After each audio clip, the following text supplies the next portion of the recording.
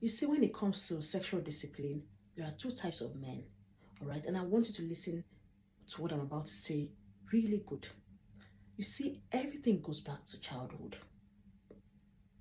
Everything goes back to childhood. That's one thing I always want you guys to understand. There is one type of man that possesses the inner strength to control his desires. Okay? It is not like this man cannot cheat. Okay, but self-discipline to this man comes with ease. He's able to do it. He says, I don't want to cheat, and he wouldn't cheat. Now, there is this second type of man who struggles. Oh my goodness, this man struggles.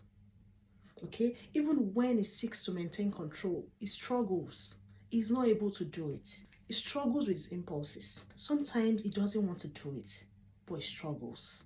And he ends up finding himself right where he doesn't want to be. Let me read the highlights of this research to you.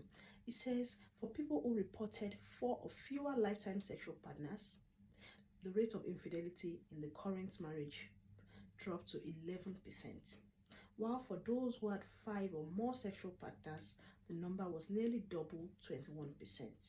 In this research, there was something about those who had multiple partners while they were growing, okay, and those who had very few, less than 5 partners, okay. They said those who had multiple sexual partners, they had more problems in their marriages and they had more infidelity problems. I just wanted to point that out to you before I continue what I'm about to say.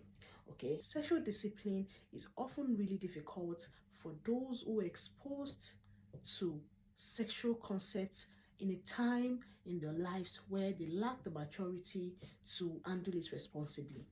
Okay, so these people end up having sexual intercourse with random people, random girls, and they do not attach love. So it gets to a level where they do not attach love with the concept of sexual intercourse. They feel like having sexual intercourse, they see someone who is available and they go for it. Okay, and as time goes on, what you do is that you train your body, because everything we do is training us for the future. Everything your teenager is doing is training them for the future. Everything your adolescent is doing is training them for the future. So when you hit puberty and the hormones are raging, you feel like it, you get it. There is no time when your hormones were raging where you just said, no, I'm keeping myself for the right person. No, it's not time. I'm too young for this. When the urge for gratification was never disciplined, it becomes a problem. They train their hormones to rage and get whatever it is it wants at that time. They never train themselves to connect sexual intercourse with someone that they love. So they're able to also do it with, random people. You see men like this saying, it's not possible, all men cheat. Because they're thinking, if I'm feeling this way, any man that would also feel this way would cheat. And they're only feeling that way because they have trained their hormones to control them. They have trained their hormones to always get whatever it wants. There's never been a time when they trained the hormones to, to calm down. Even when they're aroused, they've never delayed gratification.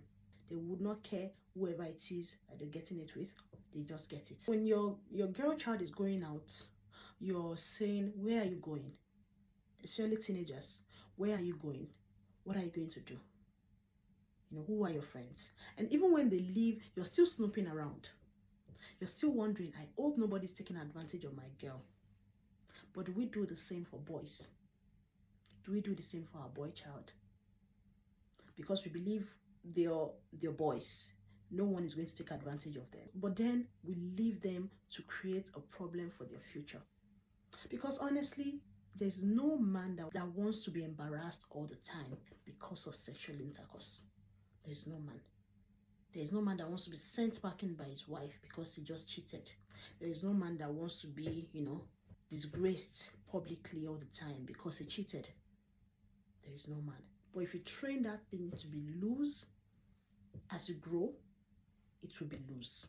And there will be nothing you can do about it. And that's why they say, if he's cheating, then he will continue to cheat.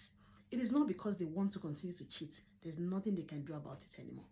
I will always speak for children. That's what I'm telling you now. If we as a society were to invest in teaching our boys how to manage their hormones with the same attention and care that we give our girls, then we would have paved way for a future with fewer instances of infidelity, and more loving homes. If only we can pay the same attention and care to our boy child.